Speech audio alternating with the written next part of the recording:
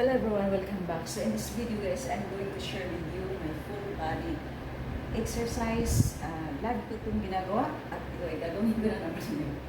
So this is it. Downward dog pose. You can count on this guys, pero ilang counts lang ang gagawin ko kasi alangan yung oras na.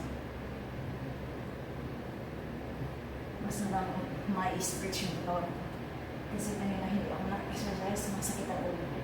Ngayon, maalis na masakit ang ulo. Kasi nag-exercise ako kahit na saglit.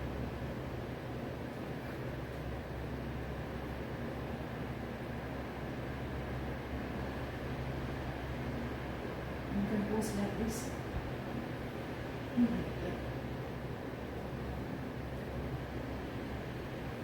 Ulit-ulit lang.